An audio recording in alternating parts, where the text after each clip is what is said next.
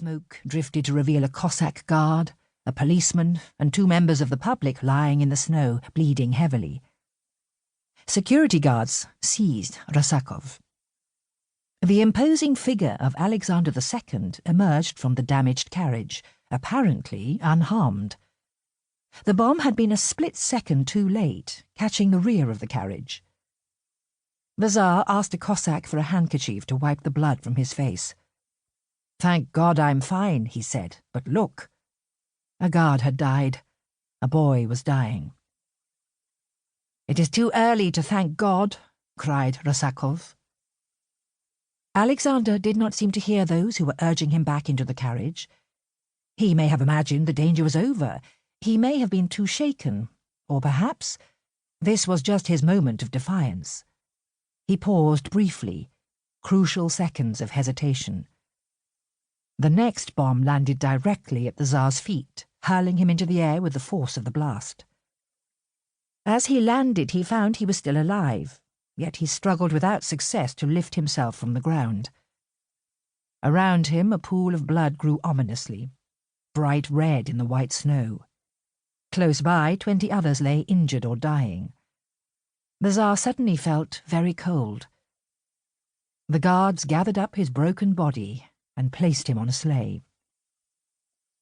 They took him to the Winter Palace, a magnificent Baroque icon of the Tsar's imperial rule. By divine right, Alexander II, like his Romanov forebears, held absolute power over the lives of his subjects, and there was no institutional framework to challenge his will. The colossal Winter Palace was like a majestic stage on which to project his wealth and strength. Its fabled interiors included a white marbled ballroom, a dining room where feasts were held for 1,000 guests, and galleries that could accommodate 10,000 people. From this opulent proclamation of autocratic Russian power, Alexander II ruled almost 1/6 of the Earth's surface. None of this could help him now. His family followed the trail of blood across the marbled floors, up the sweeping wide stairway to his study, among them his 12-year-old grandson, Nicholas.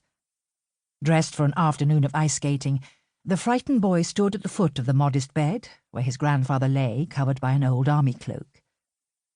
The Tsar's face was horribly mutilated, transforming him into something not quite human. One familiar eye stared out unmoving and unseeing with an almost hypnotic effect. Under the blood-soaked cloak, the hollowed-out shape of his grandfather was evident. The right leg appeared to be missing. The left was misshapen, a fast-accumulating pool of blood obscuring the exact nature of the trauma. The cloak sagged where his stomach should be. A priest was attending to his immortal soul, murmuring the last rites. Nicholas witnessed this terrifying spectacle at close hand. This was all that was left of his grandfather, the acclaimed Alexander, the liberator, the man who had pioneered reform in Russia, freed the serfs in 1861, modernized the judiciary, expanded the education system, and was about to take those first, faltering steps towards constitutional reform of the world's largest autocracy. It seemed ironic that the most liberal Tsar in generations, who had been drawing up proposals for a national assembly with wider participation, should suffer such a terrible fate. There had been many attempts on his life by the people's will, and now, finally, their will had prevailed.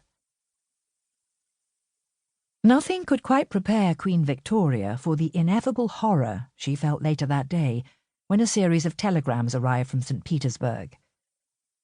Reading them in the sanctuary of Windsor Castle, the light fading over the peaceful English home counties beyond, the crime that had been committed in Russia opened a vista onto a very different landscape, one which heralded a new phase in Europe and marked the birth of a modern form of political terrorism. The first, very alarming telegram to arrive at Windsor indicated that Alexander II had been shot and injured. Just before 6 p.m. came a full account from the British ambassador in Russia, Lord Dufferin, of the dreadful and never-to-be-forgotten event.